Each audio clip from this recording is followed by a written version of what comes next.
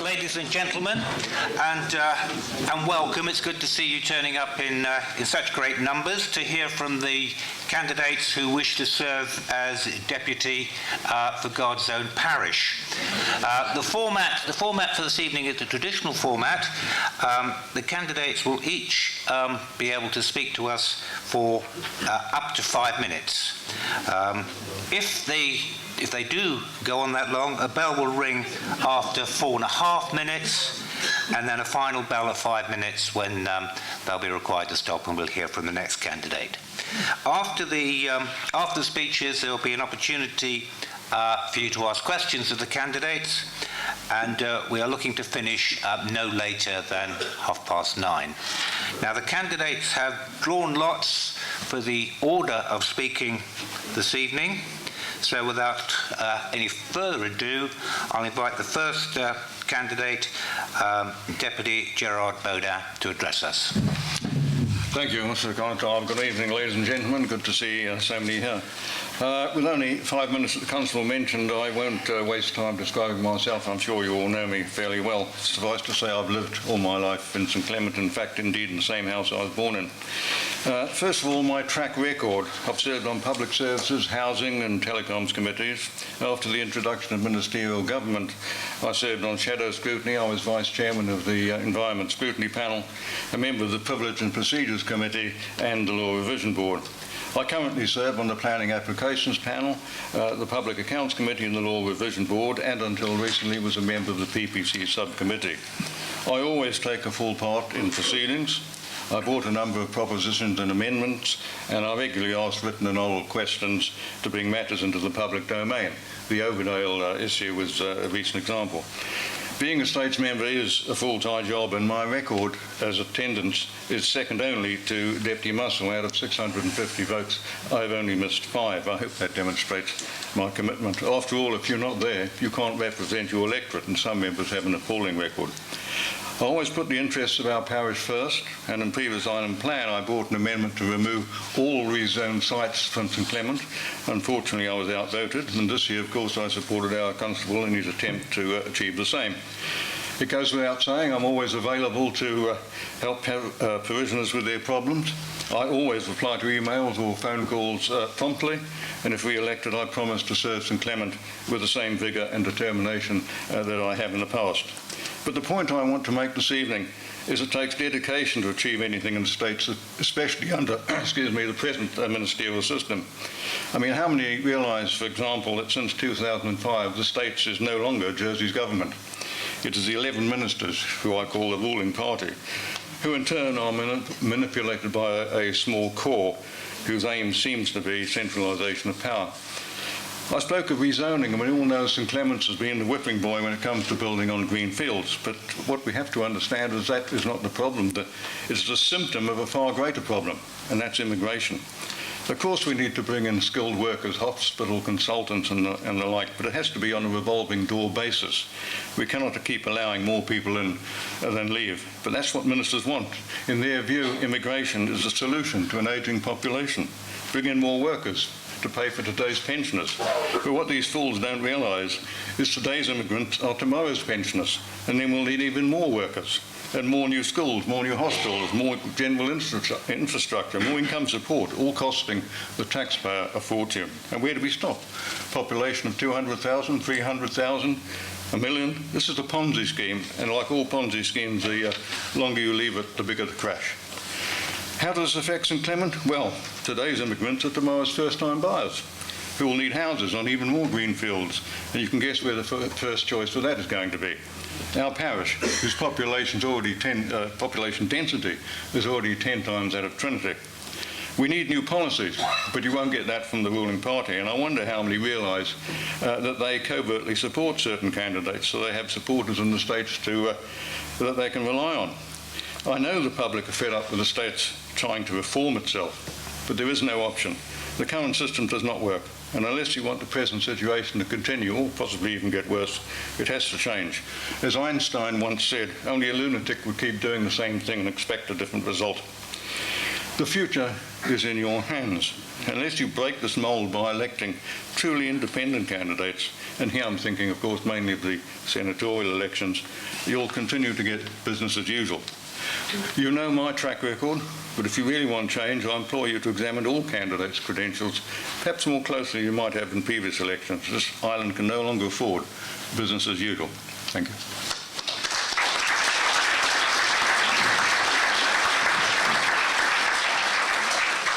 Our next speaker is Mr. Darius Pearce. I'm surprised and honoured to find myself here today. I'm just an ordinary boy from a housing estate, supported financially by my community, my Christmases made special with presents given by local charities. My education was paid for by the church. I'm just an ordinary boy who took the opportunities that my community gave to me, and I made the best of myself that I could. I'm just an ordinary boy who wants to make sure that those opportunities will always be available to anyone who wants to grasp them.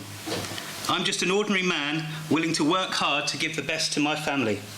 An ordinary man who wants to give back more to his community than he has received. Around the parish halls of our island, the same thing is being said.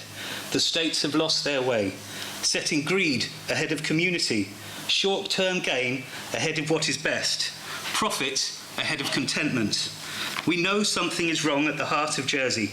We know something is wrong when our children are depressed and suicidal, when alcohol and drugs are used as an escape from pain, when pensioners die alone, their bodies undiscovered for weeks, when fear and injustice are the accepted norms, when lies and excuses are all our politicians can offer. When you only have a hammer, every problem must be a nail, and the states have only one solution to every problem. Throw some money at it. Throw your money at it. It's been convenient to say the government should do something about that, but I say I should do something about that. I hope you say we should do something about that this parish should do something about that. So I ask you, put me in a position and we will do something about that. I may just be an ordinary man. We may just be ordinary people, but together we can build an extraordinary parish. Thank you.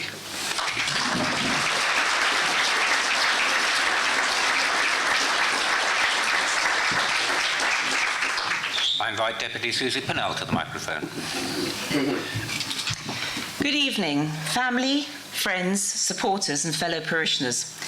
I have been proud and privileged to have represented St Clement as your deputy for the last 3 years and to play my part in the broader issues affecting us all.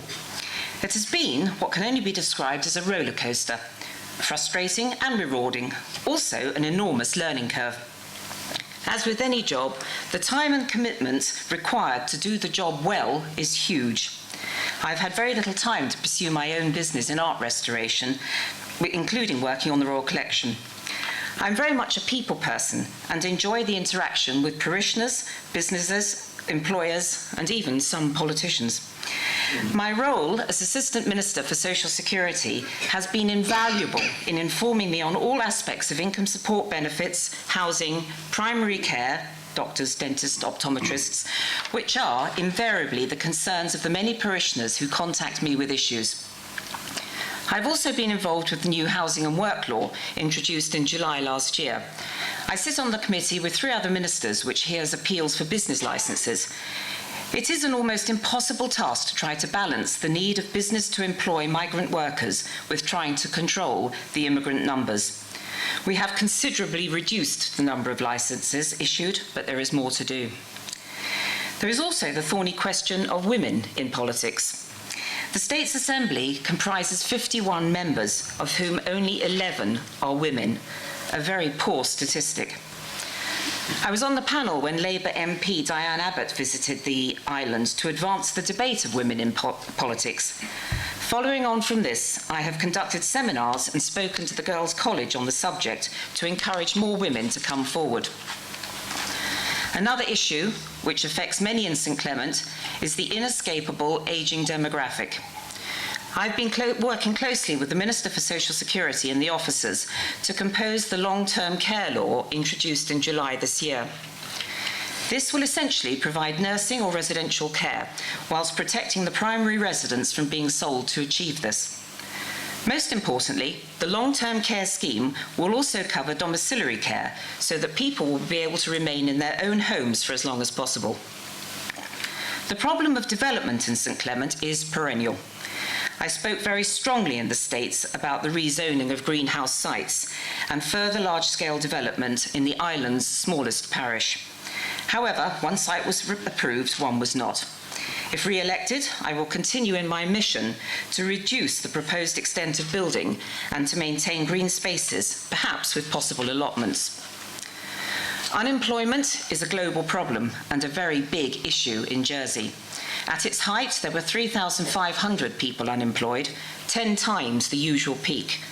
Now, with government money and under the auspices of Social Security, many initiatives such as Back to Work, Advance to Work, Jobs Fest and the Community Jobs Fund have been set up to combat this situation. The latter involve the supply of funding to employ someone temporarily in a community role. A gentleman was employed by St Clement's Church in this capacity, proved himself indispensable and now has a permanent position. The total figure for unemployment has dropped to 1,500. Still a way to go, but vast inroads have been made. I fully support the provision of better opportunities for our young people. I remain, after 13 years, chairman of Brigidon Children's Charity. I'm also a governor of La Rocquier School, sit on the Liskeay Youth Club Committee, and have talked to the local primary schools about state's business and operation. The voluntary sector is very close to my heart. Volunteers should be recognised and acknowledged far more for the astonishing work that they do to support Jersey's people. The community support scheme in St Clement is so successful it has been copied by other parishes. I am a strong supporter of the disability strategy now being developed and of the long overdue charities law. I'm a trustee of the Jersey Employment Trust, which mentors and finds work for people with disabilities. Personally, I maintain very strong values, honesty and principles. I believe in acting professionally with courtesy and respect at all times, being prepared and able to listen. I also believe that the constable should remain in the States. This is a question posed with the referendum on 15th of October. As I said earlier, I am very grateful for the huge amount of knowledge and understanding that I gained through working as Assistant Minister at Social Security, which has been so helpful in my parish work. I would ask for your vote on the 15th of October. I very much wish to carry on serving St Clement and its people. There is still so much to do. Thank you.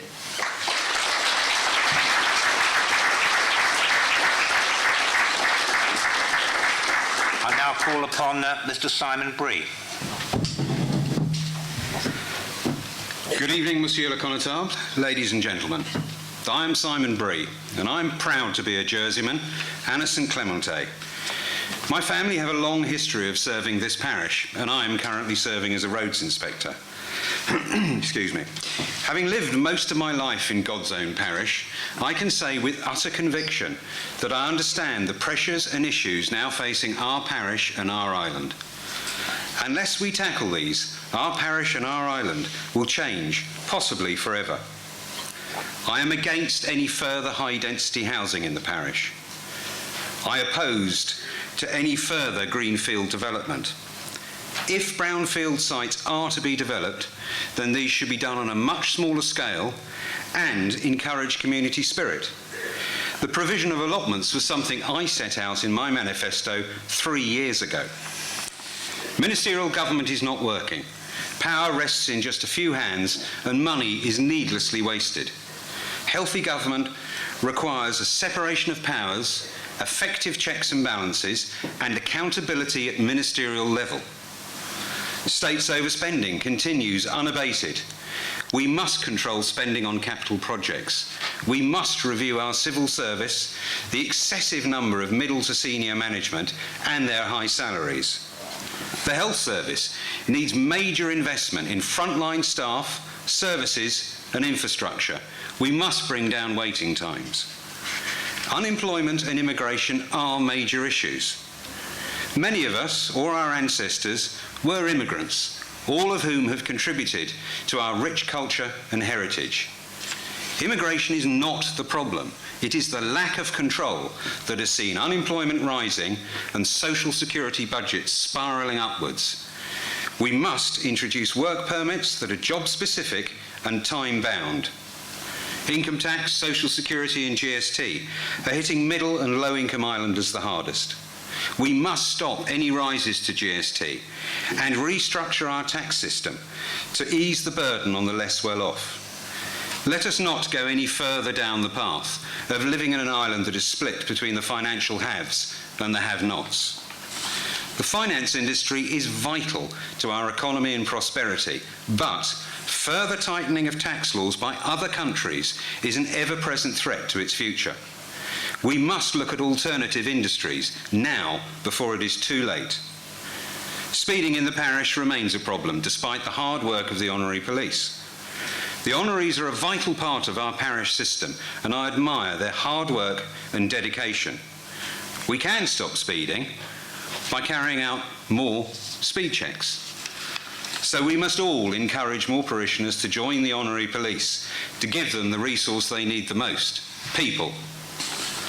Constables in the States, yes or no? Yes, for 3 important reasons. 1, our current deputies' voting records do not represent the majority views of this parish. 2, our current deputies appear to be totally disconnected from the day-to-day issues and pressures facing many parishioners. And 3, how can we vote to remove the constables from the States until the whole issue of electoral reform has been finalised? Claims and promises have been made and assurances given by some candidates that they have the solutions to all your problems and your lives will improve if you vote just for them. I am not here to make hollow promises or give assurances I cannot keep. As your deputy, I will work with the constable to find solutions to the issues facing our parish. I will represent the views of all parishioners, as opposed to only putting forward my own ideas and agendas. I will listen to the voice of parish assemblies and vote accordingly. I understand the pressures and difficulties facing small businesses and will work to stimulate growth. I understand the financial pressures middle to low income families are under and will work to protect them against any further tax increases. And I will stand up and debate these issues sensibly and coherently on your behalf. Many parishioners feel cut off from parish life and disillusioned of island politics. This must change so that our parish and our state are working for the benefit of all. No one should feel excluded or unrepresented. If elected, I would start an open surgery on a regular basis so any parishioner could come and talk to me about any concerns. I would be honoured to serve as your deputy. Thank you.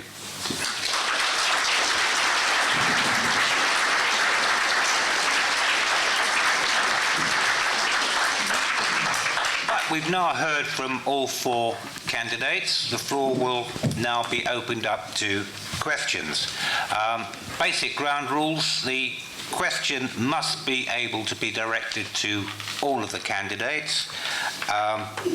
They must be questions rather than speeches, and the questions can come from residents or voters of St Clement only, please.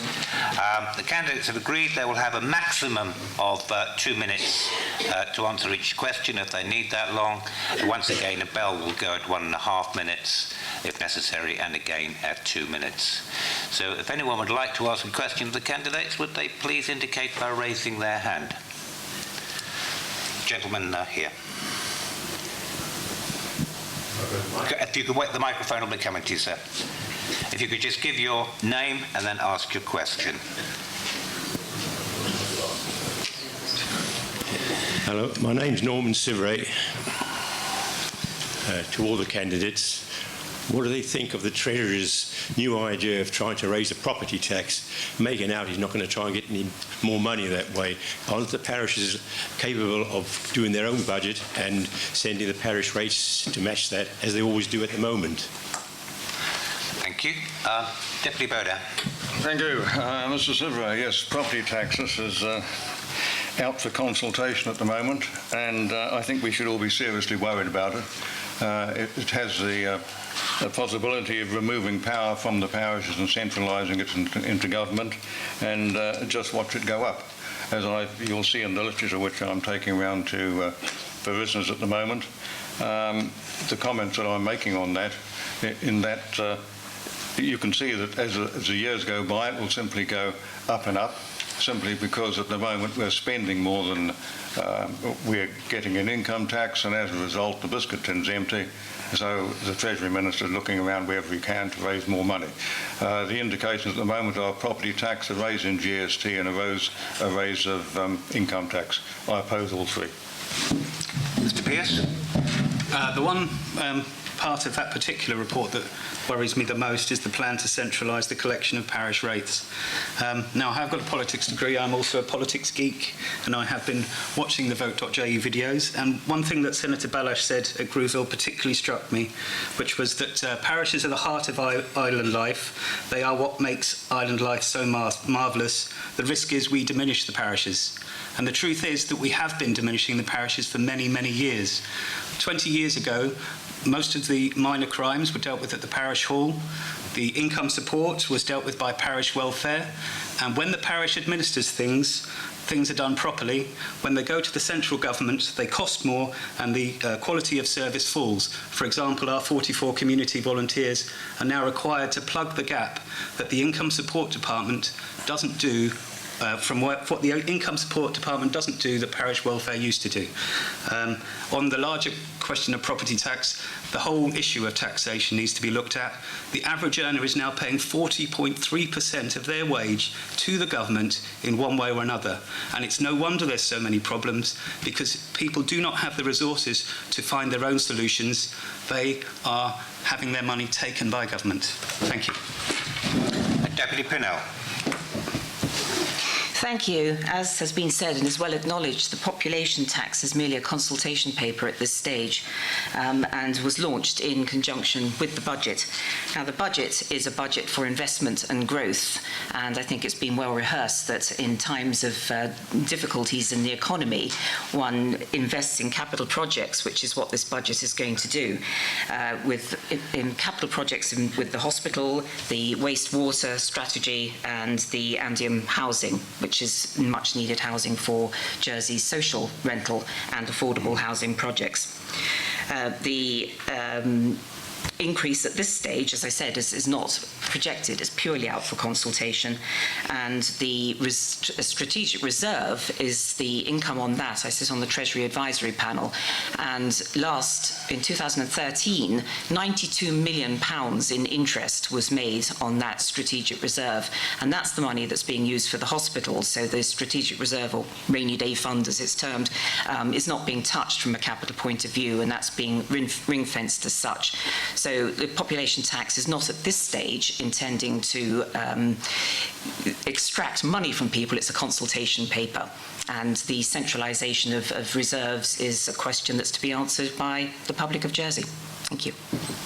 Mr. Brée. Thank you very much. Property tax versus parish rates. Now, if you've read the consultation paper, you will see that it is very vague in certain areas. To state my position, I am against a centralised property tax for a number of reasons. One, there is no guarantee that the property tax raised by central government will actually be used for the maintenance of the roads. It could be used for other things. There is actually no mechanics within the consultation paper to set that down in law. At the moment, our parish rates maintain the parish roads, and that is the way it should continue.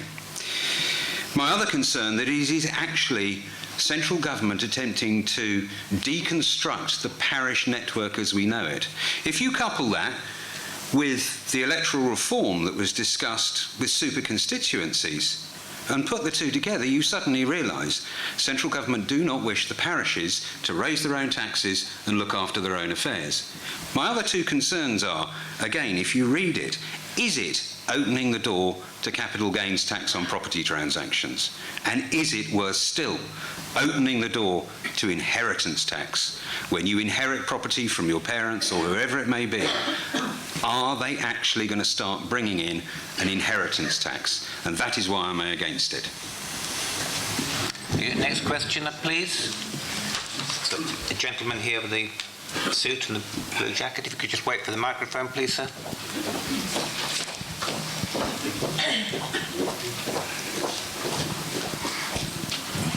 My name is Leighton Pallow, and I live near Green Island. My question is to all the candidates, and it's as follows. Would the candidates, if elected, consider a ban on dogs on Green Island Beach, which is very popular with families and young children, and instead have a designated beach for dogs west of Green Island towards Lamar, where there is also a car park for dog owners to park? I live on the beach in front. I live on the beachfront in front of Green Island, and I often go on the beach and have regularly seen dog mess on the beach and people walking their dogs off the leash during the day in summer. I have sometimes telephoned the honorary police, but by the time they come, the culprits have disappeared. I can assure you that this problem is getting worse. Thank you, Mr. Pallow. Mr. Pearce. Thank you, Mr. Pallow. I think it's symptomatic of the destruction of our community. We seem to think that the government should do everything for us. We can throw litter on the floor and someone will come around and pick it up for us. I think it's time to get back to community values, where it's my rubbish, I'm responsible for it. It's my dog mess, I'm responsible for it. I don't understand why dog owners don't clear up their own mess. Many of them do. Certainly around Le Marais, I've spoken to many people. It used to be an issue, but they've put some steps in place and it's not such a problem anymore. As to banning, I'm very loath to ban people from doing things. I'd much rather people took responsibility for themselves and their animals and behaved properly. How we enforce that, that is another question. Deputy Pinel. Thank you, Mr. Pallow. It is a problem. Keeping the dogs on leashes to the times of between 10 and 6 in the sort of summer season has got to be enforced. And the only way it can be enforced is by the police. And our honorees all have day jobs as well. I mean, they perform magnificently in their capacity as honorary police, but it is voluntary and they can't be everywhere all the time, and that comes up with traffic and speeding as well. There is a question as to whether, if you have a dog, you should have to have a license for it, which is something that could be investigated. But I think it's not necessarily my idea. I don't have a dog, but it has been put to me on the doorstep that this might be a way forward. So I think it's down, as little as Darius said, actually, to the owners of their animals to be responsible for them. And I think if you're having dogs left off the leash, they can upset picnics, upset children, terrify children. And so it is very much down to the owners. Thank you. Mr. Brée. Mr. Pallow, first of all, I am a dog owner, and my dog is licensed.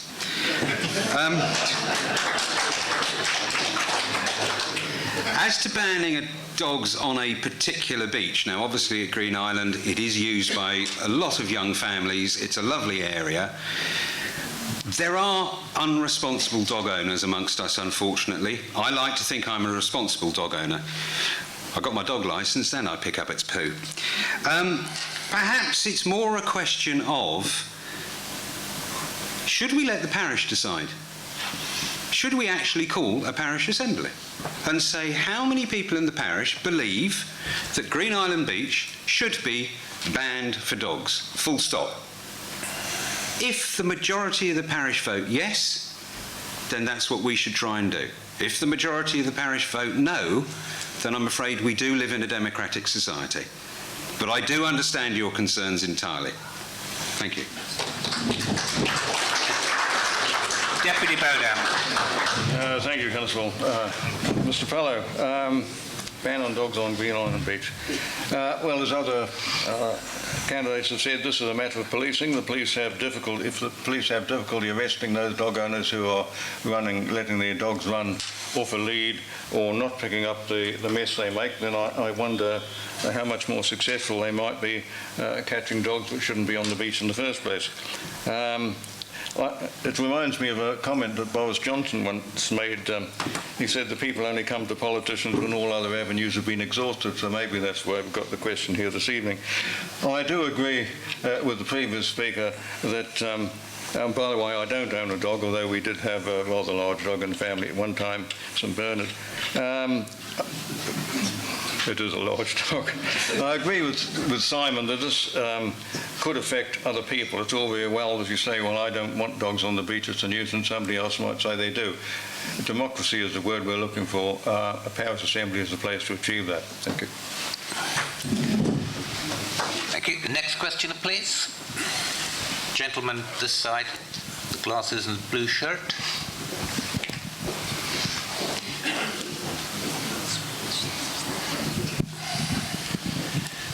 Good evening. My name is Bob Jones. I live in Clos-Lempriere off Rue de Maupertuis. Can I just take the opportunity first to thank Len and everyone for working so hard to repair the hole in the road. It's much appreciated. I'd like to ask all the candidates, what do you consider has been this Council of Ministers' greatest success and its biggest failure? Deputy Pinel. Oh, goodness.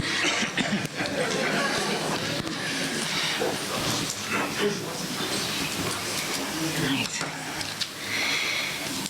Okay, I'll start with the negative first and move on to the positive.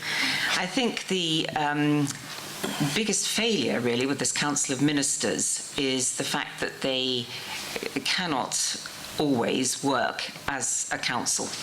And I think it would have been very helpful, possibly, to have succeeded in the debate of collective responsibility, because it's very difficult for a chief minister to be working with a team of people, bearing in mind there are 11 in total, who sometimes don't get on. There's no reason why everybody should see eye to eye, but this should be able to be thrashed out as a team in the Council of Ministers and not in the public forum.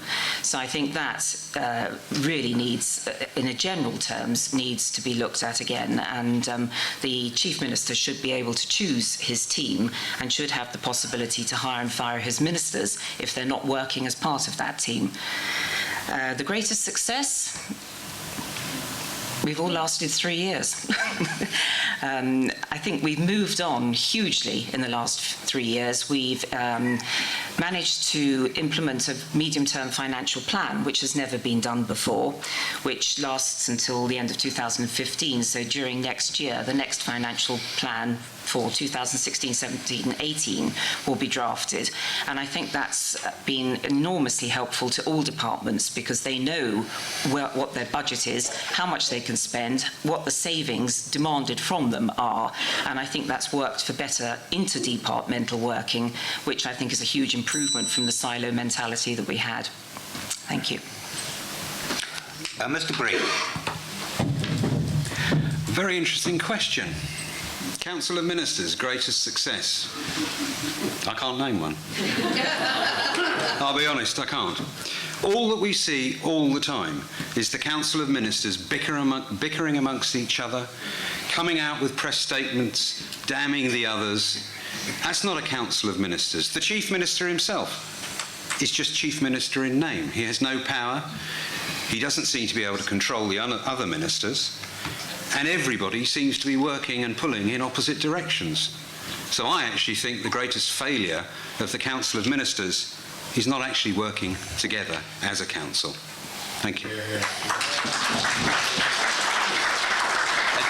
Deputy Baudains. Thank you, Bob.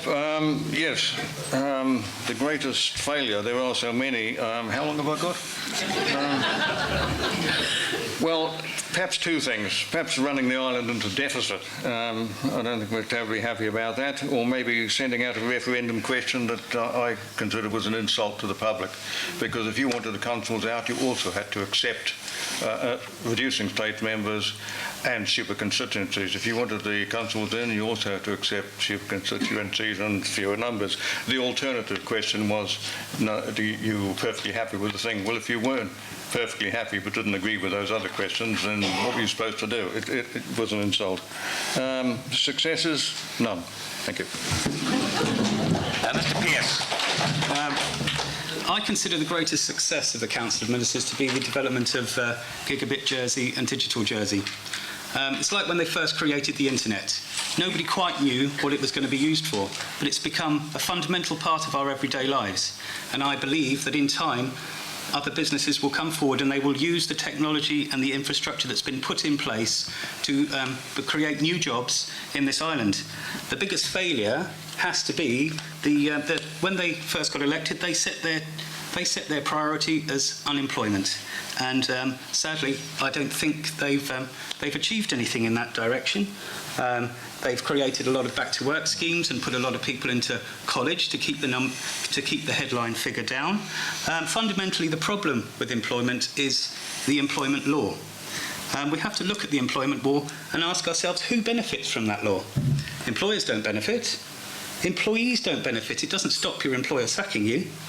The only people who actually benefit are the Social Security Department, because the Social Security Department then don't have to pay the benefit to the person who's been sacked. They've passed that obligation on to the employer. And the trouble is, employers have wised up to this, and they said, right, well, we're just not going to employ people. And until you do something to encourage the employers to take that risk, because it is a risk taking someone on.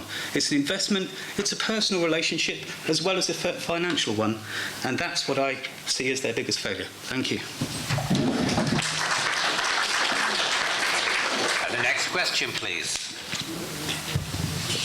The lady on the end there. Can you put your hand up, please, so the lady with the microphone can see you? Thank you.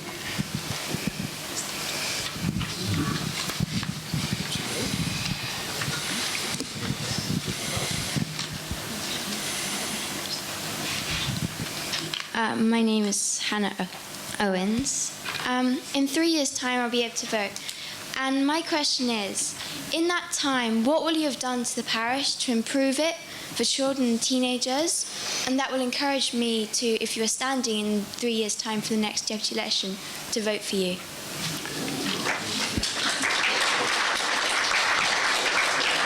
Mr. Brée.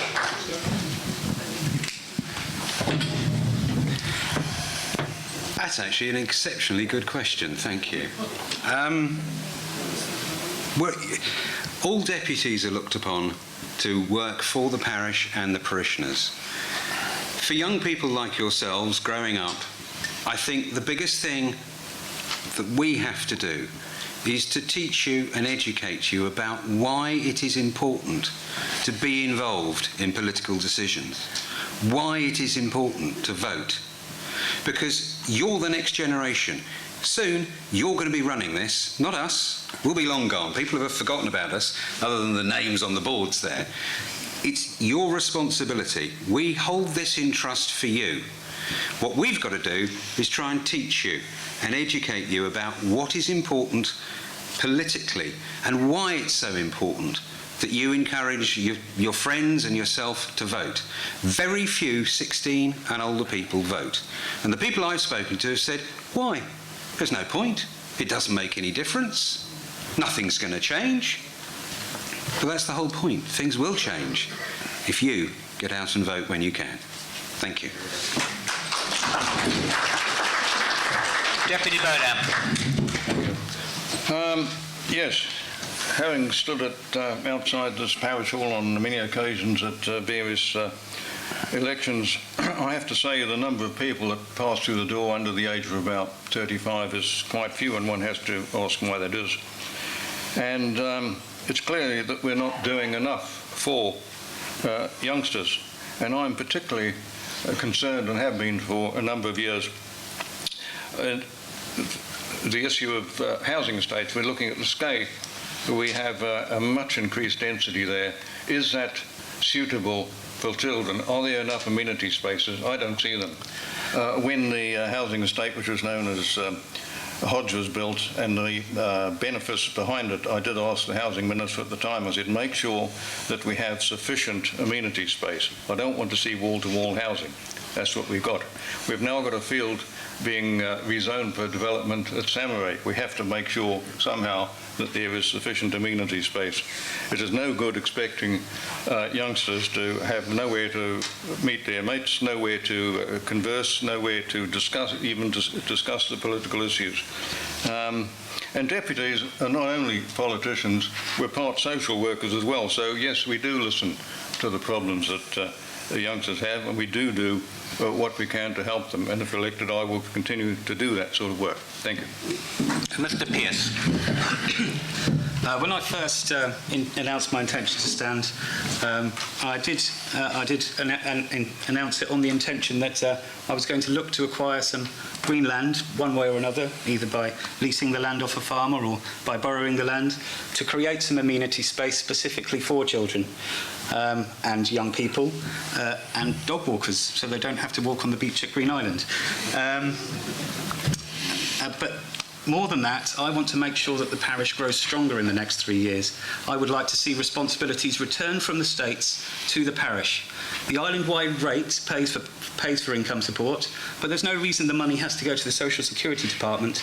It could quite equally come to the parish, and we could go back to the old way of doing it, where you had that personal relationship and you understood the needs of that person, and you could tailor the solution to that person more specifically.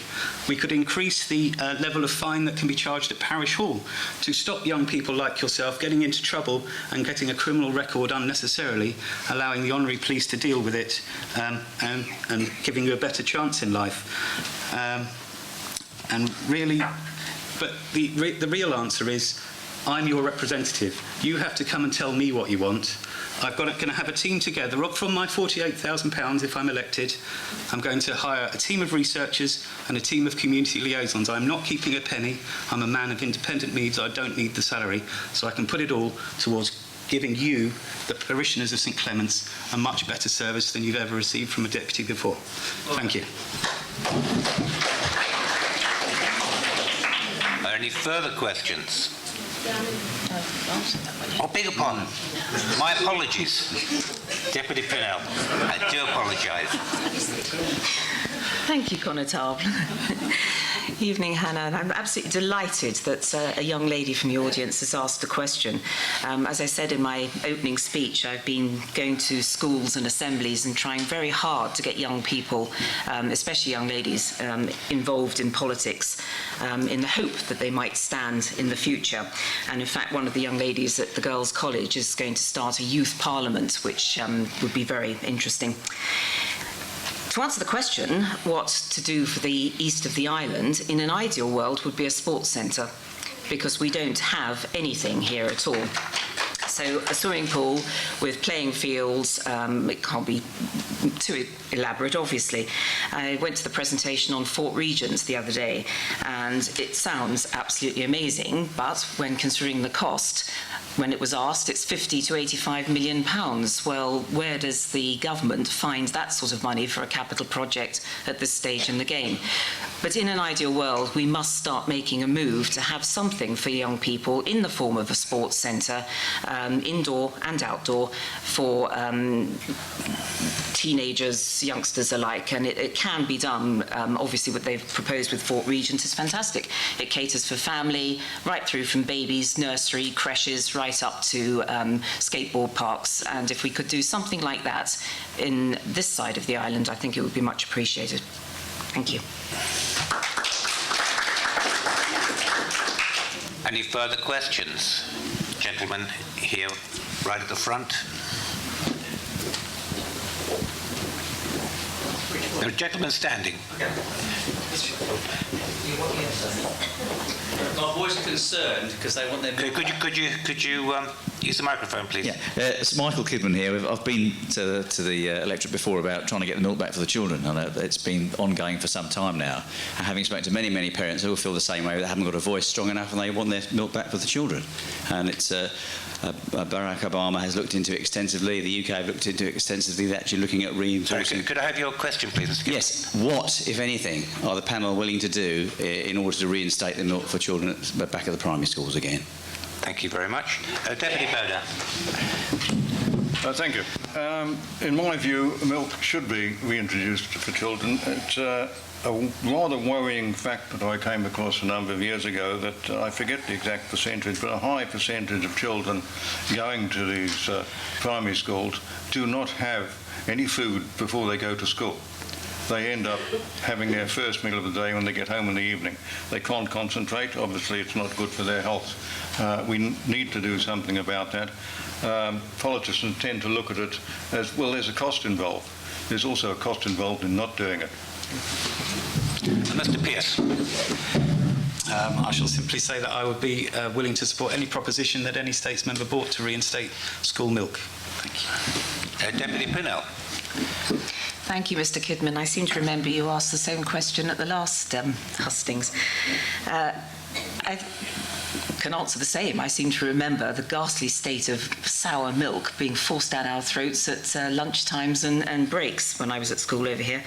I think it would be much better to direct any finances to providing a simple breakfast for children, to just cereals and milk, anything like that. As I think it was Deputy Baudains said, that a lot of children go to school without any breakfast, and direct the money at that, and then it would also relieve so many pressures on parents trying to get to work. If the schools could open just half an hour earlier, provide the children with a milk and cereal breakfast, and then at least they'll have had something. Thank you. Mr. Brée.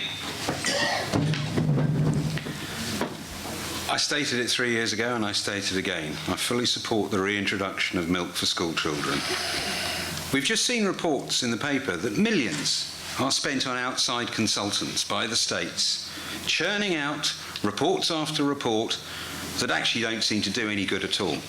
Why can't we spend at least some of that money on providing school milk for children who actually need it?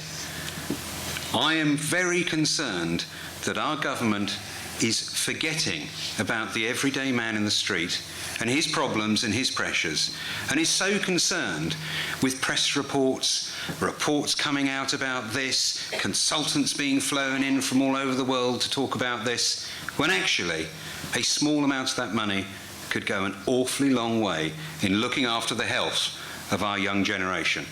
Thank you. Next questioner, please. A lady with a hand up.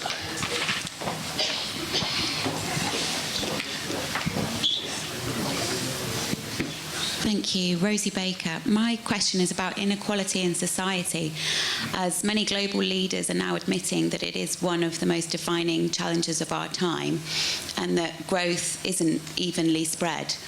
So I was just wondering if you have a view on inequalities in society and what you can do in St Clement particularly about the stark inequalities in our parish. Mr. Pearce. Since the nomination, I've spent a lot of time going around to all the various organisations that operate in our parish. We have our 44 community volunteers here. There's the Samurai Methodist Centre, and when I attended on Friday, their back room was stuffed with food that was being packed into parcels to be delivered to those nominated to receive it. Inequality basically stems from the fact that the US government operates a dominance of the economic hegemony of the world, and as long as the American empire continues, there is nothing we can do about inequality, because that's the way the Americans like it. And to be fair, Jersey benefits greatly because London is America's offshore centre and all the dodgy dealings go through there, and we are London's offshore centre, and that's why we have so much money. The question is, how seriously do you want to deal with this? Obviously, Russia and China are dealing with it, and there's great challenges for the finance industry coming in the next few years, because the world is turning away from the dollar precisely because it does cause so many problems in the world. And the big challenge for our government in the next 5 to 10 years is going to be, how do we retain our finance industry when the world no longer wants the dollar? Deputy Pinel. Thank you very much. There are all sorts of inequality in this world. Male and female inequality is one which I find very difficult to accept. I went to a conference in South Africa with the Commonwealth Parliamentary Association, and it is quite staggering that in some African countries that the women have no rights whatsoever. They get beaten and abused by their husbands. They're not allowed to own any land, so they have nowhere to go. Again, why I've been trying very hard to persuade more women to get into politics, to try and address this problem of inequality in politics. Financial inequality will always be with us, I'm afraid. There are people who are very willing and hardworking and earn their own living. There is another side to the equation of people who have lived on benefits, and it's now becoming a generational systematic problem of the children growing up in a family living on benefits, and so they have no incentive to go and get a job. And with all the back-to-work schemes that we're doing through Social Security, that's one of the major problems, is incentivising and trying to change the attitude. It's a cultural change that we need to do when it comes to the financial side of things, to inspire the young people to work and get a job and earn their own living, and therefore comes the self-esteem with it. Thank you. Mr. Brée. Inequality. What is it? It's not financial, much as Mr. Pearce would like us to believe. It's not about the big American dollar. It's about here and now. It's about housing. It's about health. It's about education. It's about nutrition. That's what inequality is in our society. Not what we're worried Mr. Obama will do, or what Vladimir Putin is trying to do at the moment in the Ukraine. We've got to look at equalities in our society that we can do something about. And I think we all need to take responsibility for inequality in our society. We all need to start working to the ethos that charity begins at home. Thank you. Deputy Baudains. Thank you for that question. As other speakers have said, it covers a vast area. There are so many examples, so I'll address the question in general terms. In my view, it stems from the government, especially locally, which has generally lost its way. It is no longer concerned about the ordinary person. It's only concerned in concentrating power in just a few hands. And the purpose of that is actually because they find democracy somewhat inconvenient. But you wonder why the government does not listen. That is why it does not listen. But on the other hand, one has to be careful of unintended consequences. Socialism has been vaunted as the panacea to inequality by some. Well, I just remembered whilst I was writing my note down here of a comment that Winston Churchill made some years ago about that. He said that capitalism was the unequal sharing of wealth and socialism was the equal sharing of misery. Let us be careful. The next questioner, please. Gentleman on this side, his hand up. Thank you.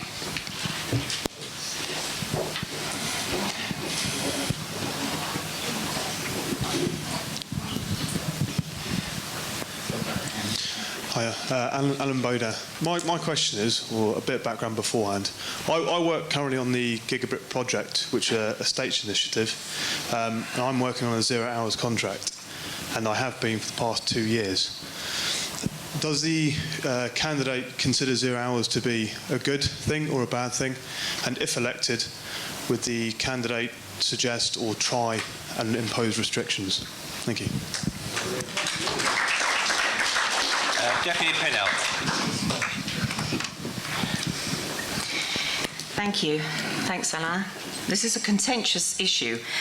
0 hours contracts were initiated largely because people couldn't afford to, or employers couldn't afford to take people on fully paid contracts with all the conditions that imposed with the sickness benefit and sickness benefit largely, holiday pay. And so the 0 hours has actually helped hugely with the unemployment situation at the moment because there's no conditions applied to the employer. It's also helped with with ladies who wish for flexible working hours with their children, collecting from school and all the other things that ladies have to do sometimes.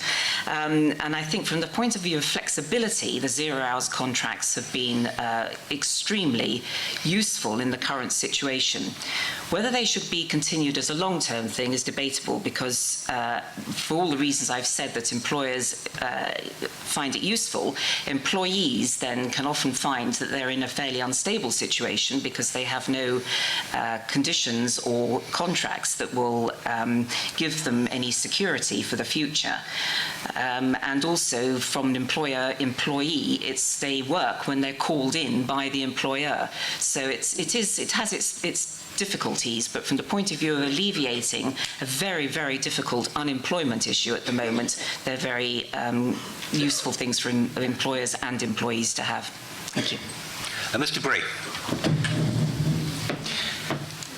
Mr. Baudains, 0 hours contracts. They're wrong. All the advantages are to the employer. The employee is left not knowing whether he's working day in, day out, week in, week out, how much money he's going to have coming through the door. They are actually wrong. What we can do, I think, is try and look at a way in which we can balance the needs of the employer and the needs of the employee, which is coming up with a sensible, flexible hours contract, i.e., you are guaranteed a minimum number of hours per week at a guaranteed salary per week. If you get the opportunity to work more than that, great. If you don't, then at least you know that you have to then, you know exactly what's happening to your life. 0 hours contracts means you're sitting by the phone waiting for the employer to ring you to find out what's going on. Employers will have you, will say to you, we can't do that, the costs to us are too high, we won't be able to employ anybody. Well, sorry, don't go into business then in the first place. If you want to expand your business and grow your business, the one thing that's important is the people who work for you. That's what builds businesses, nothing else. Thank you.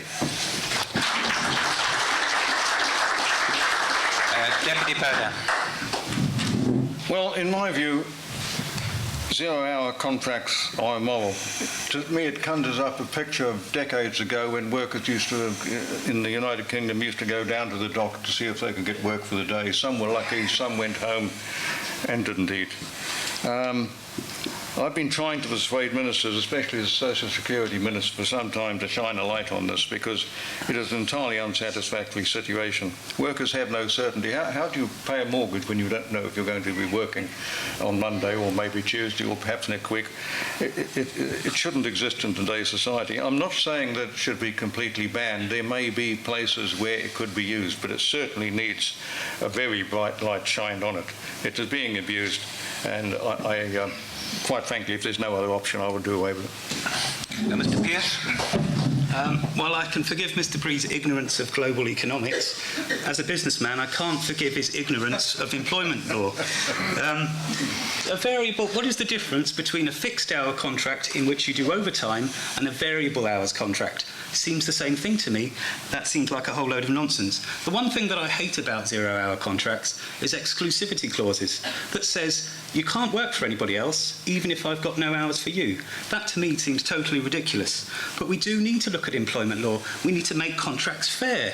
As an employer, you say to me in your contract, I will come and I will work from 9 till 5, Monday to Friday. What happens if you don't come in one day? I'm not allowed to sack you. But you've broken the contract. We need to rebalance this. We need to have people taking their personal responsibility. When they sign a contract, they should do what they say they're going to do. And employers do what they say they're going to do and put up with a lot of not from all employees, it's true, but from many employees. They don't come in on a Monday morning because they've been out on a Sunday night.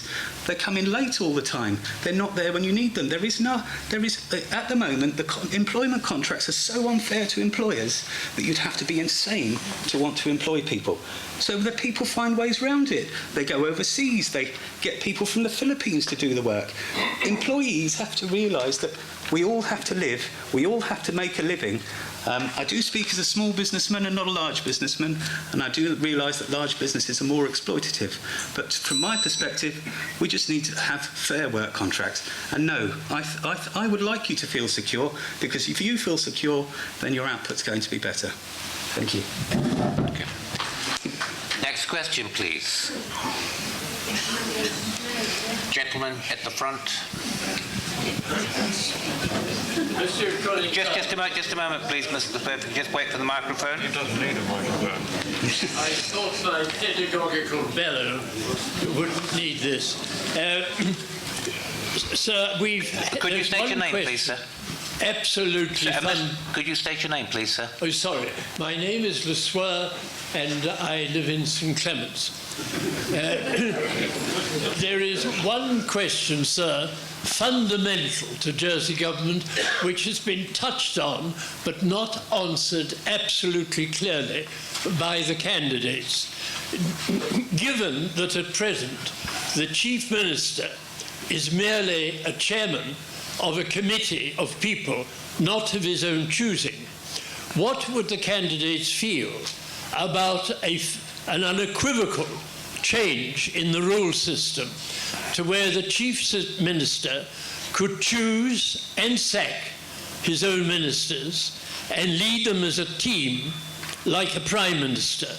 Would this lead to more effective government working with defined policies, or would it concentrate power in too few hands? Thank you. Mr. Brée.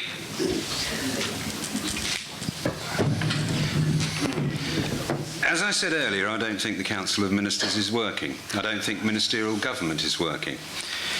To give powers to a Chief Minister to hire and fire as he or she thought fit could lead us down a very, very dark alleyway. It basically would concentrate power in one person's hands. They would surround themselves with yes people. Let's face it, we all would. So that they could never be challenged, or they would never be challenged. And what would it leave the rest of the members of the states of Jersey doing if you had this small council who were totally and utterly loyal to a Chief Minister? No, I think it's wrong to give the Chief Minister that kind of power, completely. Deputy Baudains. Good evening, Bob. Straightforward questions, as you always ask. Chief Minister, you're right, he's merely chairman of the other ministers. I have worked on various panels on the Privilege and Procedures Committee, and just recently on the sub-panel of Privilege and Procedures, looking at this very issue, amongst others. And we came to the conclusion it would be highly unsatisfactory outside of party politics. If you have independent candidates and you then move to a system that you're suggesting, that candidate is no longer able to apply his manifesto that he gave to the public. He becomes a property of the minister, of the Chief Minister, as would happen in a party political system. In a party political system, you don't elect individual members, you elect the party. Well, as long as we and the public have shown so far no great appetite for parties, if they do come, yes, that would be a way forward. But as I say, it's been the subject of many reviews. It would be a very dangerous territory under the present system to move into. We would have the issue of patronage. Ministers would be looking to ingratiate themselves with the Chief Minister to make sure they maintain their job and not necessarily serving the public. Again, a question of be careful what you wish for. Mr. Pearce. Yes, certainly. Collective responsibility does rely on party politics. Now, I don't see anything fundamentally wrong with party politics, provided we have properly established parties. The trouble is, I don't think people in Jersey have ever really had a proper party. They don't understand the whole community-based work that the party does in between elections. You'll hear from your party several times each week. They'll be coming round to check on you, making sure you're okay, seeing if there's anything you can do for it. But we have that. We do have that in Jersey, and it's called the parish administration, which is why I don't think party politics is really necessary in Jersey, and why I don't think collective responsibility will ever work here. Deputy Pinel. Thank you, Mr. Lesueur. I think I really answered this earlier in some ways, in as much as at the moment the ministerial government is not working as it should be, because it was cherry-picked from the Clothier report, which demanded that if you were going to have ministerial government, it should be, as has been referred to, it should be party politics. And I don't think Jersey is ready for party politics. I think the individual politicians are not ready for it and not ready to toe a sort of three-line whip situation. It doesn't mean to say that it won't come. at all. I think as it stands at the moment, then the collective responsibility is very important. A chief minister, as chairman of the Council of Ministers, cannot possibly run a government if he's getting constant dissension from his ministers. And all it does is send departments in different directions, and what we should be doing is working together for the island as a whole, not individual departments working in silo mentalities. So I think at the moment as it stands, it's not perfect, but then I think collective responsibility and the Chief Minister being able to hire and fire who he wishes, and we've had an example recently in the States which has caused a huge schism in the Council of Ministers, which just divides instead of being able to rule. Thank you. Any further questions? Gentleman at the front here.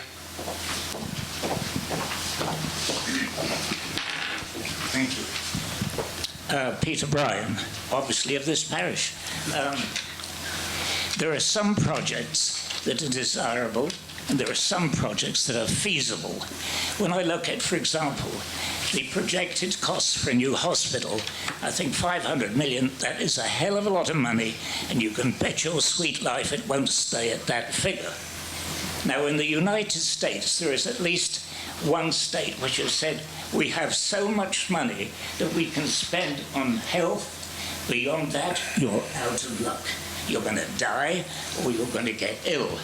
So I would say, isn't it about time we pulled our horns in and done what is feasible rather than what is just desirable?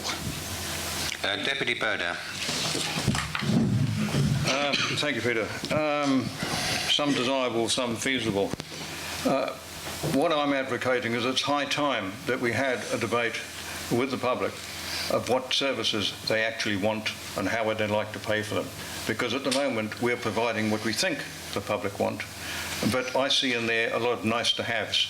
They're not vital, but they are putting up prices, they are making you pay more tax than you perhaps might need do. You mentioned the new hospital. I'm on the Public Accounts Committee, and we are somewhat concerned at the lack of data which actually supports the new hospital that is being asked for. And the price, as you say, is somewhat worrying. I noticed in the Evening Post tonight there is a hospital in France which has been constructed at a much more reasonable price, and it does seem to be a larger hospital than the one we're talking about. So it looks as usual that what we're getting in Jersey is, as a previous constable at St John once remarked, we're getting a Ford Escort service at Rolls-Royce prices, but I'm getting the feeling today that it's actually at Bugatti Veyron prices. Mr. Pearce. Well, obviously, the United States has $72 trillion in unfunded future liabilities. Several cities in America have gone bankrupt, and public servants are going unpaid or being paid minimum wage at least. Let's hope it doesn't have to get that bad in Jersey before they do something about it. We know that the hospital is underutilised. There's the Gwyneth Hewlin wing, of which only one floor is used. That's quite a large structure. Why can't we use some of that space?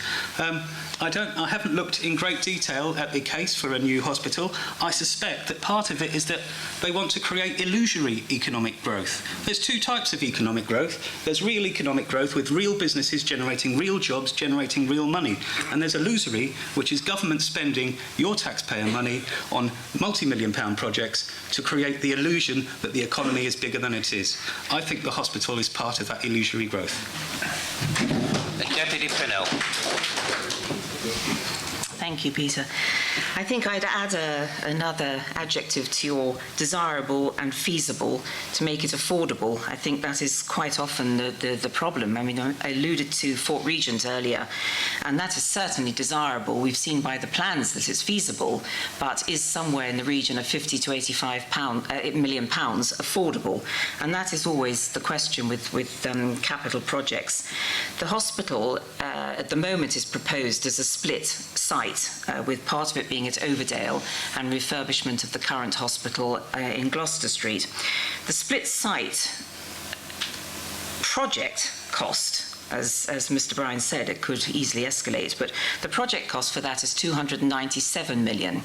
A new build, which I would ideally like to see on the waterfront with some fantastic building, state-of-the-art science, would probably be 600 million. Now, what's desirable, what's feasible, what's affordable in that?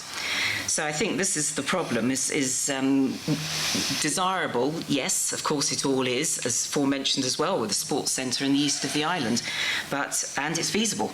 But is it affordable? That's the big question that faces all these capital projects within the budget. Thank you. Mr. Brée. There are lots of projects flying around at the moment, aren't there? We've got the new hospital. We've got the new police HQ. Now, I've got to ask the question, do we really want to spend so much money on capital projects? And I fear that what's driving this is the huge amount of pressure being brought by the construction industry on the states. They have threatened mass unemployment if they don't get to build a new hospital or a new police HQ. So to answer your question about what is desirable and what is feasible, it all boils down to what are our states actually thinking about when they make decisions? Because between you and me, I'm lost to understand it. The case for the new hospital has not yet been proven as far as I'm concerned. What's needed, as I said before, is investment in the current infrastructure and the current buildings. When the new hospital project was announced, one of the consultants was, or might have even been a civil servant, but I'm not sure who it was, said, it will encourage health tourism to the island. Oh, sorry, what about all of us? What happens to us? And this is my fear, that really what's driving these new projects is pressure from the construction industry, huge lobby that they put on the states, and secondly, some civil servant somewhere coming up with an idea of how to stimulate our economy. It's all wrong, and it has to stop.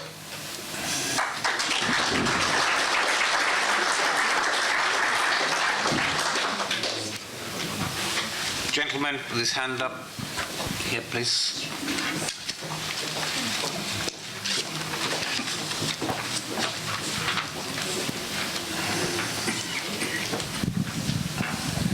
My name is Philip Lebrock and I live at Le Bourg. Leadership is what we are looking for our two deputies. We know all the problems, they know all the problems.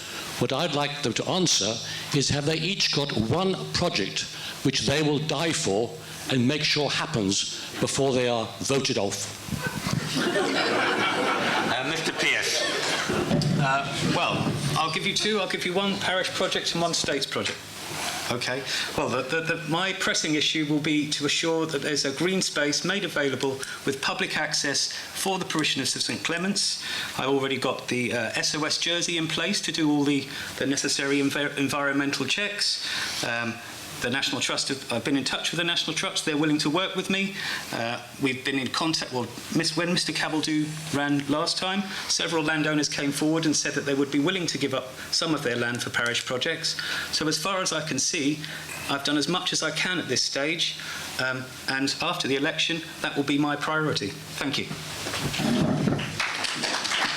Deputy Pinel. Thank you, Mr. Lebrock. I think from the point of view of what I've been involved with and having achieved over the past 3 years with social security, the bringing in of the long-term care law has been a phenomenal advancement, and it was introduced on July the 1st this year, but still has a long way to go. So I'd like to see that through. And then the major thing would be to bring in disability discrimination law. There is a disability strategy being evolved at the moment along with the JVCS, the Jersey Voluntary and Community Sector, and I would very much like to see the disability law addressed sooner rather than later. It seems to be the fourth on the list at the moment, and I'd like to very much bring that forward.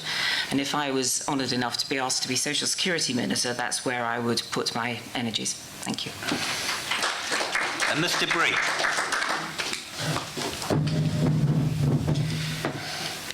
One project. I think it's actually wrong to ask that of any deputy, because the purpose of a deputy, his project, is to represent you. What do you want? What do you want your parish to become?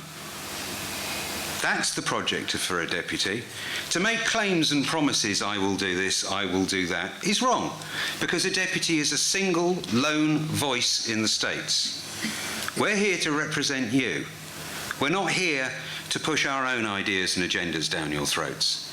We're not here to make wild claims and promises that we will save the world together and live a green life evermore.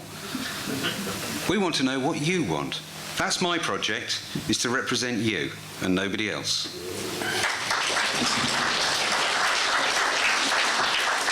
Deputy Baudains. Philip, as you know, we don't have party politics, and that may or may not be a problem depending on how you look at it. But a deputy is not a delegate, he is a representative. And because we don't have parties, the manifesto, I could tell you that I want to do this, and I want to do that, and I want to do the other, and it will be completely meaningless, because when I get into the States Assembly, if you elect me, then you are bound by what the 11 ministers are doing, because I said previously, they are the government. The States of Jersey is no longer the government, it's the 11 ministers. So when you talk about leadership, if you want to lead anything, you need to be a minister in order to do so.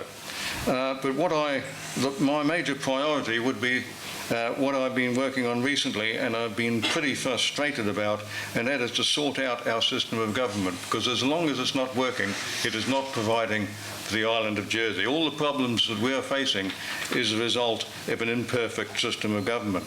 I actually preferred the previous committee system, which was not perfect, but it was better than what we have now. So that would be the cause which I would apply my mind to.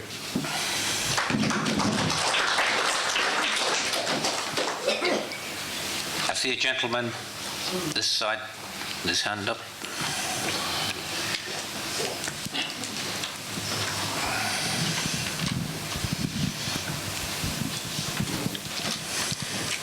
Colin Vibert, I live at Le Bourg. Please can the candidates tell me why I should vote in the forthcoming referendum on the subject of constables in the States, given the action of the States members following the last referendum, and would they be in favour of making the result of any future referendum binding on the States? Deputy Pinel. Thank you, Mr. Vibert. I feel quite strongly about this question. I perceive very deeply, walking around and knocking on doors, how disappointed the public are that the states voted the previous referendum out. I was not one of those. I voted to accept what the public opinion was, and 80% of the public opinion after the breakdown of the votes was that we should accept option B. I'm very strongly in support of keeping the connétables in the States because of the strong tradition with the parishes, the stability, the common sense and the intelligence they bring to debates.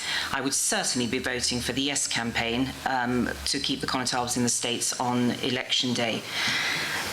The other thing, I also feel that if we do, as Deputy Baudains referred to, have a reform of government, which I think is very necessary, it's just that we're incapable of doing it ourselves, so we'll have to get some external committee to come and sort this out. But if we do end up, which was popular in the last referendum, having bigger districts, I feel very strongly that the connétable will then be the main representative of the parish, because the deputies will be in either districts of 3 or 5 parishes. So the link is, I think, important to keep. The referendum, in my view, absolutely should be binding, because what's the point in people voting for something if they don't think the states of Jersey are going to accept it and vote with it? So, thank you. Mr. Brée. I think you may have gathered my views on constables in or out of the States earlier on. Yes, they should stay in the States. As to the question of the referendum, I think the last referendum we had, basically all of our politicians let us islanders down. It was a complete mess. None of the questions were really that clear. There was no yes-no answer. And then, 2 weeks before the when it did come to the results, there seemed to be some very, very clever mathematics going on to come to a decision on what the referendum actually meant. And then the states voted against accepting it anyhow. So how can deputies expect islanders to have any belief in a referendum? Well, there is a way. If we're going to have a referendum in the future about electoral reform, and sorry, I would urge everybody, please vote yes to keep the constables in the states, because we've got no idea what's around the corner. If we do have another referendum, it has to be binding on the states, but I also think it has to have a minimum turnout. It has to be, if more than 50% of the population turn out in vote, then that result must be binding. It's the voice of the people speaking, and our politicians should start listening to it. Thank you. Deputy Baudains. Why should you vote on the referendum? Well, I hope you do. The last one was a shambles, as I've mentioned earlier this evening. Several questions asked in each option, and then the figures had to be massaged to produce a majority, and a tiny one at that, which conjures up an event in my mind. I mean, what would happen if prisoners felt that perhaps they might want to shoot the constable, and 5 people voted for in that, and 3 were in favour and 2 weren't? Does that mean that all prisoners are in favour? No, don't answer that. In short, there has to be a minimum turnout before one can have the result automatically endorsed by the states. And by the way, I do believe the constable should be in. Mr. Pearce. Thank you for the question. One of the key jobs of a states member is to understand the laws that you're writing and how important every word in that law is. If we look at the wording of the referendum, it says, should the constables remain members of the states by automatic right? What does the phrase member of the states mean? Who are the members of the states? They include the Dean of Jersey, the bailiff, the deputy bailiff, the state's greffier, the deputy greffier. Not all members have the right to vote. Not all members have the right to speak. So if it were a binding referendum, none of us would know exactly what question we're answering, because the wording on the referendum is terrible. At the moment, all it's saying is that the constables will have the right to sit in the states. But it doesn't say they can speak, and it doesn't say they can vote. I think the states members should be ashamed of themselves of putting such a poorly worded question to the public. Thank you. Are there any further questions? Lady on this side.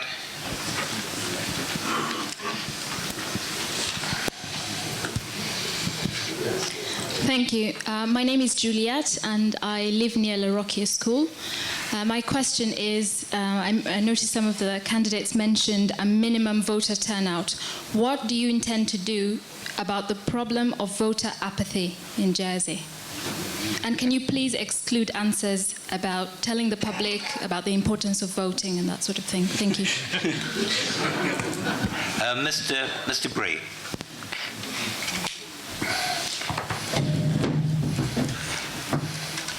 Voter turnout is becoming a greater and greater problem. 3 years ago, I think it was about 34% turned out in the parish to vote. This year, I actually anticipate less will turn out to vote. It's all to do with lack of trust and complete disillusionment in Ireland politics. And I think, unfortunately, we have our current states members to blame for that. How to change people's views is for people to stand up and be prepared to put their head above the parapet and be elected. We need more people who are willing to become deputies. It's a very, very serious task. And the problem is that a lot of people just don't want to do it because it's a joke. And people are going, what's the point in voting? Nothing changes. Well, that's the problem, isn't it? If you don't vote, nothing will change. So the only way to change this apathy and the low turnout figures is for you people to get out there and talk to other people and get other people to vote. There is no magic wand that I can wave that will suddenly get 96% of people turning out. It's the population of the parish, it's the parishioners who need to turn out to vote. And if you want change, you have to vote for it. Thank you. Deputy Baudains. Thank you, Constable. Juliet, vote of apathy. Well, I'm not sure that we should really be forcing people to vote. I know, I think it's Australia does that, but that's probably no recommendation. What encourages people to vote, surely, is the quality of the candidates, and that gives you the desire to think, well, I want that person and I don't want that person. That actually challenges you and makes you determined to go out and actually vote. When you have a lot of candidates and you think, well, I'm not sure about him, maybe I can find 5 out of 8, it's not exciting. So basically it comes back, in my view, to the public. We can't put forward candidates. The public needs to put forward candidates of good quality, and that will encourage people to get out and vote. And you have no excuse not to vote in this election. I think we've got some excellent candidates. Mr. Pearce.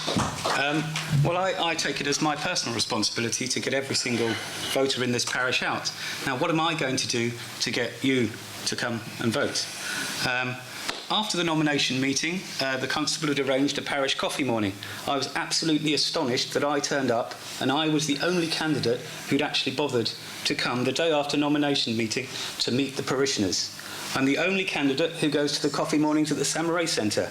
I am getting out there, I am trying to meet every single person in this parish, because I believe that if you know me and if you speak to me, then you're more likely to put yourself to the efforts, especially if you live in the Vingtaine de Samarais, of coming all the way up to the parish hall just to place an X in a box. I think it's on me, and the way I approach it is that I want to speak to you all and give you a very good reason to make that effort. Thank you. Deputy Pinel. Thank you very much. Thank you, Juliet. I think education is the answer here. I think the government at present, and has been for quite a long time now, is seen as very remote, and the general public just does not understand how it operates, mind you. Neither do half the politicians. And I think education in the schools is the place to start. And I said earlier, I've been talking to a lot of the schools about it. They're not going to start voting now, but when they are 16 and able to vote, then they will at least be informed about what it is they're doing. And all the years 10 and 11 come into the states assemblies and conduct their own debates, which is a move that wasn't around in my day, and I think that gives them an idea of the format of the debate, the protocol that's expected, so it's no longer quite so remote and scary. So I do think walking the streets is a good idea as well. I might have to rephrase that. And if you are an approachable candidate and you manage to meet most of your parishioners, your electorate, then I think that is invaluable in educating your parishioners, but I think the schools is the place to start. Thank you. Are there any further questions? I see a lady at the back with a hand up.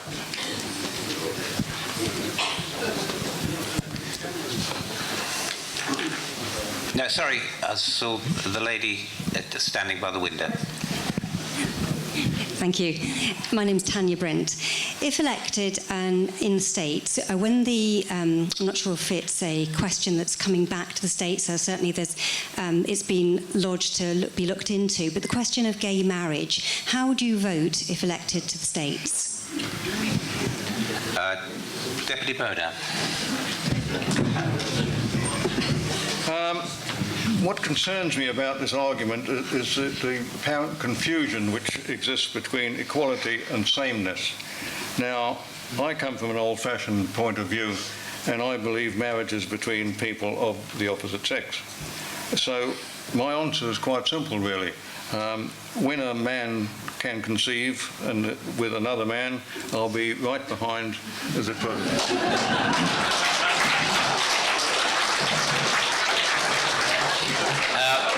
Mr. Pearce. People may not be aware, but I was one of the 2 people who wrote the initial submission to the States of Jersey for the introduction of the Civil Partnerships Law. You may be surprised to find out that I don't support gay marriage, although I support civil partnerships. The reason is because I'm quite happy, I believe in equality.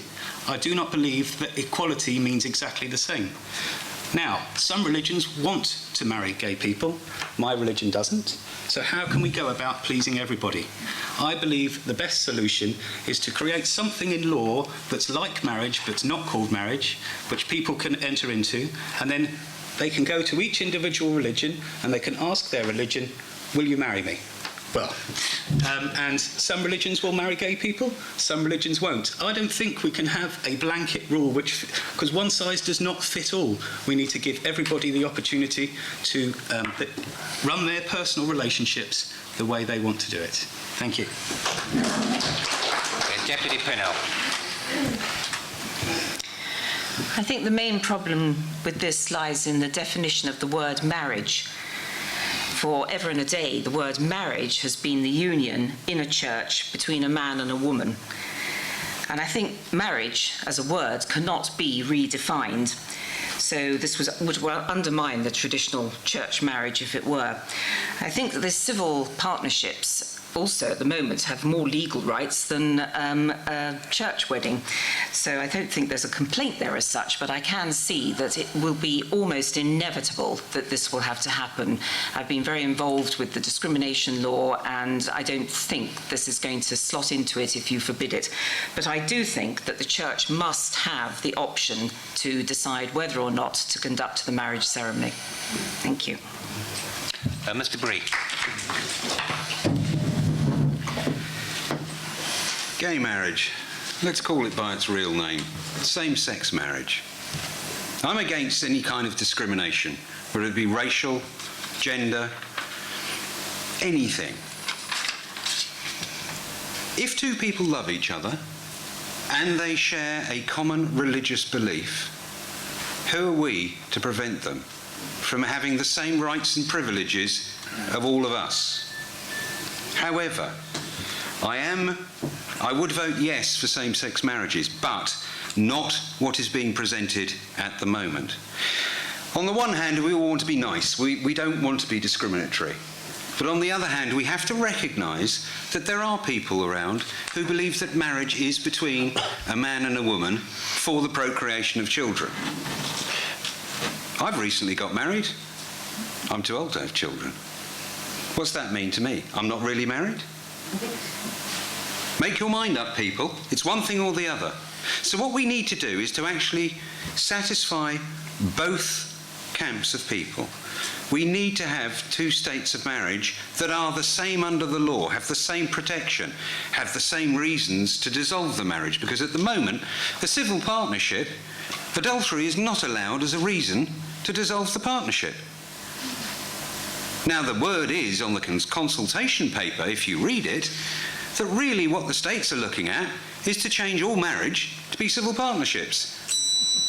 I don't want that, and neither do you, but we've got to recognise we cannot discriminate against people because of their sex, but we need to recognise there are 2 sides to this argument. We've got to find a way to satisfy both sides of the argument so that everybody shares the same rights and privileges. Thank you. I saw a gentleman at the front.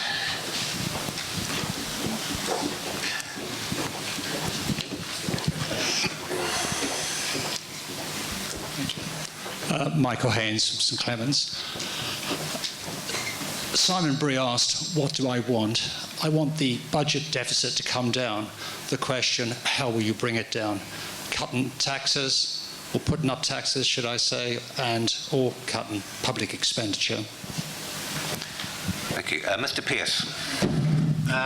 Well, in my flyer, which is being printed at the moment and will be distributed around the House, I explain one of the key ways that I would like to do. The Social Security Department is the most wasteful department in the States of Jersey. We could combine the collection of Social Security and income tax and sweep away half of the Social Security Department. We could return the income support to the parishes and sweep away the other half of the Social Security Department. I am definitely a savings man. I believe there is multi-millions of pounds that can be saved from current state's expenditure. And the Social Security Department is where I'd start. Deputy Pinel. Seems to be rather on the defensive here. The income support to which Mr. Pearce alluded was introduced in 2008, which was shortly after the Chief Minister declared that we had money coming out of our ears. So all the benefits that were introduced then, bearing in mind that the law came in 2008, so the benefits would have been sorted out in 2006, were incredibly generous. And it's always much easier to give away than it is to take back. And what we've spent a lot of time doing over the last 3 years, as everybody will know, is bringing fraud benefits to heel and claiming back a lot of money from that. We've been imposing sanctions on people who claim income support, a condition of which is they have to be a job seeker. And if they fail to fulfill their part of the bargain by presenting the fact that they have actually been job seeking, then their income support is cut. With a warning, but it is cut. So the ways of clawing back the money are happening, but obviously it's a slow process. The budget deficit of a projected 95 million over 3 years was not unexpected. It was all in the accounts of 2013. And if you're going to put money into capital projects in order to pull ourselves out of the recession and start moving into a growth economy, some capital projects just have to go forward.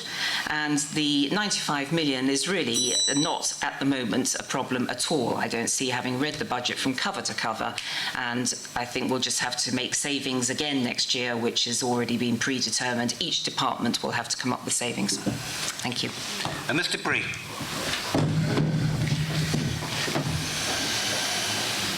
An interesting suggestion from Mr. Pearce that we do away with Social Security.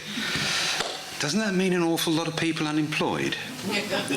So it seems to be a little bit self-defeating. Anyhow, talking about the budget deficit, the problem we have is the gap between income and expenditure. We need to look at expenditure. We need to look at where can we save money, or rather, where is our government wasting money? And I think there's an awful lot of wastage going on that we don't actually see all of it. We have to look at, as I said earlier, our civil service. We actually have a huge civil service, which is very top-heavy. Middle to senior management getting paid huge amounts of money for doing what? And yet we've got the lower-paid manual workers struggling to earn a living, to actually put food on their plates, to send their children to school, to give them breakfast before they go. So I think that's the area we need to look at, is not this wild idea of stripping out Social Security Department or the tax department or whatever, is look seriously at what is our government spending money on and what is actually needed and what isn't. And I think all the consultants we get over from England at some ridiculous price, well, sorry, don't we have people who know what they're doing in the civil service? I thought that was the point. Thank you. Deputy Baudains. Yes, something close to my heart, Mr. Hans. Budget deficit to come down, it should never have got there in the first place. Darius spoke of social security. I have a slightly different tack on that, because it's costing an awful lot more than the old parish welfare system did, and by some margin. And I'm really despair the number of residents who come to me with problems because they're not getting what they actually need and deserve, whilst others are apparently being paid to do nothing. It's a system which I'm not sure we can ever get what is now a centralised system to work as efficiently as it used to on a parochial level. Another issue is the civil service grows on a daily basis. Well, that's actually part of that is politicians' fault. The more laws we make, the more people we need to administer them. I keep mentioning that in the State Assembly, but not enough of my fellow members seem to take that on. There are outcomes from the decisions you make, and they tend to look at the short term and not the longer term of unintended consequences. Ministers lately seem to think that they can spend themselves out of recession and, if necessary, raise taxes to pay for that spending in the first place. Well, I'll come back to another Churchill saying. He remarked that trying to tax yourself out of recession is like a man standing in a bucket trying to pull himself up by the handle. Are there any further questions? Gentlemen here.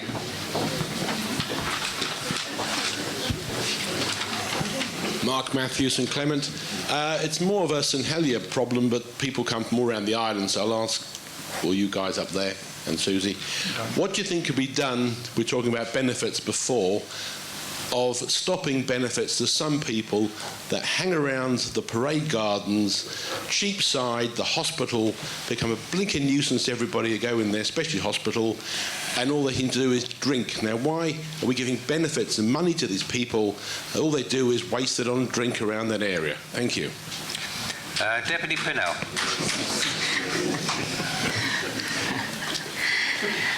I think one has to realise that a lot of these people are very ill, actually, and in some and probably have not done a day's work, but they are entitled to benefits. The difference between, as some of my colleagues have mentioned, between parish welfare is that parish welfare was dispensed at the discretion of the Connétable. The income support is statutory, so everybody is entitled to it. And if they are able to work, then they have to be job seeking. So if they're unable to work through a sickness such as you've described, which is generally perceived as what it is, then they don't have to. But their income support is limited. They won't be getting any rent components. It'll just be the independent allowance. So, and what to do with them in St Helier, I've absolutely no idea. I think the Connétable of St Helier, Simon Crowcroft, battles with the same problem. Mr. Brée.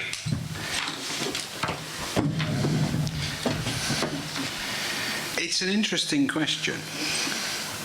If you feel that we as a society have no social responsibility whatsoever, I'm afraid I disagree with you. I think we do.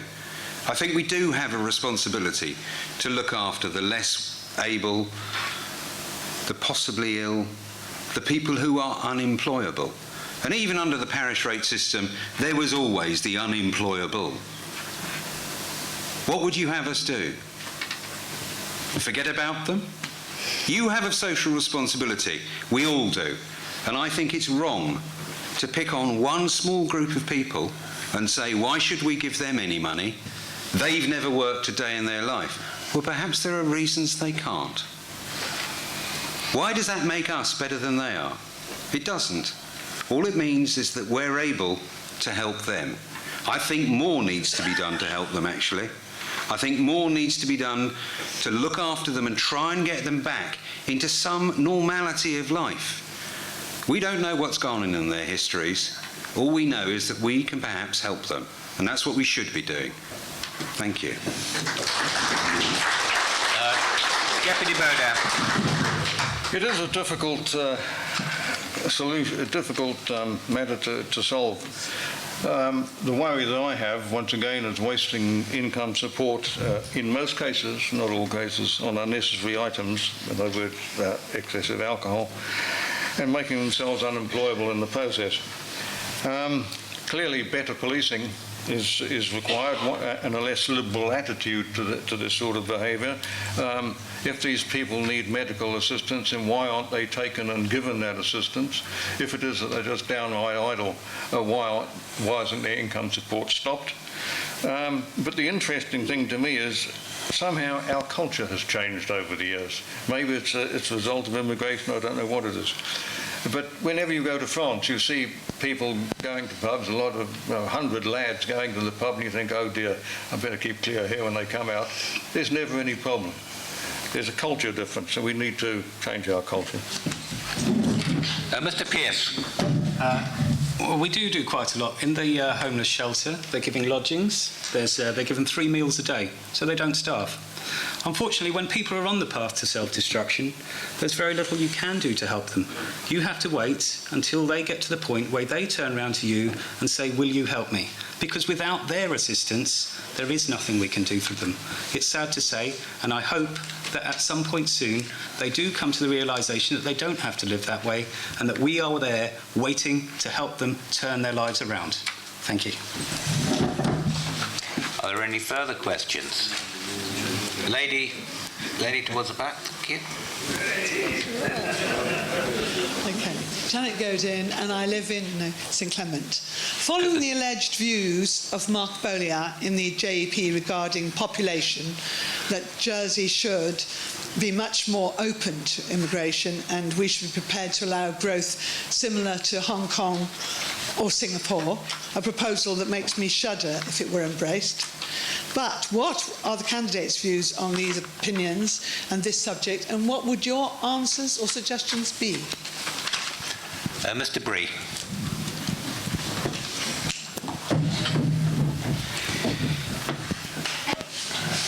I'm sure that Mark Baudains is a highly intelligent man and understands very well what goes on in places like Hong Kong and Singapore. But we're not Hong Kong. We're not Singapore. We can't operate on the same concept of all immigration is good. As I said earlier on, our problem is not about immigration. It is about how we control it. We have to look at ways in which we can attract high caliber immigrants to the island who will bring a benefit to all of us with their presence here. But we cannot just have an open door policy, as Mr. Baudains suggests, because that won't work. First of all, where are they all going to live? Oh, bye-bye, another green field. Secondly, it's not single people who will be coming in, it's families. So suddenly we've got pressure on our education system as well. I'm a big fan of immigration for the right reasons. Just an open door policy does not work in Jersey. We're too small. Thank you. Deputy Baudains. Mr. Godin, all I can say is that I've got an article on my website about this. I disagree with Mr. Baudains completely. And I would remind the audience that Mr. Baudains is chairman of the States Development Company and also the Competition Regulatory Authority. And I seriously wonder if his expressed views are compatible with those positions. You'll be aware of my views in my opening speech. As I said, more immigration means more pensioners in the future, so we have to bring in even more immigrants to pay for those pensions. The whole thing is a Ponzi scheme. Mr. Pearce. I recognise the contribution that immigrants make to our society. They bring different ideas and different viewpoints. But Jersey is the only place that discriminates against its own people. If you want to get a job, a senior job in Jersey civil service, they make the requirements so high that nobody who has spent their entire life in Jersey could possibly qualify for the job, thus requiring UK immigrants to come in and do it. Yes, immigration, we will always need some, but why are we making it more difficult for ourselves by setting the requirements so high? Surely some of our local people deserve the opportunity to prove to us that they can serve their community. And would you not expect that Jersey people would better understand the needs of our community than someone who's never set foot in the island? On the question of education, well, what would you like for your children? Would you like your children to become well-rounded individuals with a variety of knowledge, or do you want them to be drones fit to work in the finance industry? I personally would like a well-rounded individual. Thank you very much. Deputy Pinel. Thank you for your question, Mrs. Godin. I actually attended the IOD seminar where Mark Baudains spoke, and I think what people generally don't quite understand is the demographics of this island. By 2035, which is only 20 years away, the population over 65 will have doubled. And in the same time, the population of over 85s will have tripled.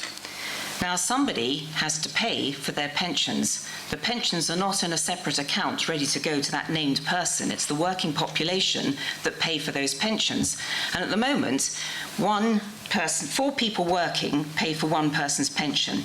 In 20 years' time, that'll be halved. So 2 people will be working to pay for the pension. And it just doesn't stack up. So we have to have the immigration. It has to be controlled in a certain extent. Obviously, there's some people who say, and I think Mark alluded to it, that you could have an open-door policy which would settle itself at some stage. And not that he was advocating that, but it is a possibility. But some place like Alderney, for instance, their population has gone down considerably, their working population, and there's not enough people to pay for the over 65s pensions. So the balance has to be struck. And the interim population policy has stayed at 150 households, which essentially means at 1.45 children. It's 325 people. And this is an interim population policy. It does what it says on the tin. And that is now going to be reworked and re-looked at when we can collate the figures from the Housing and Work Law, which was introduced in July.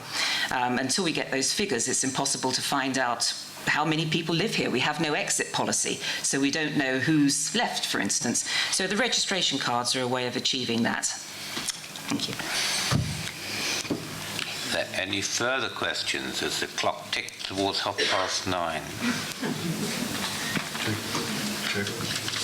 If there are no further questions, can I just say a couple of words of thanks?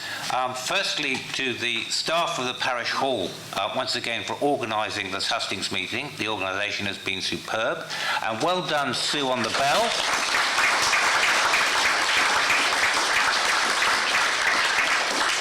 Well done, Sue, on the bell. You weren't as busy tonight as you were last Tuesdays when those naughty aspiring senators were here, were you? So well done to the candidates for their behaviour.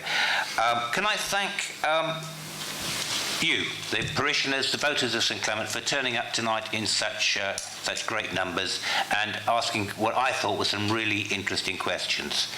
And finally, of course, to thank the candidates for sharing their views with us, for answering, I think it's 16 or 17 questions.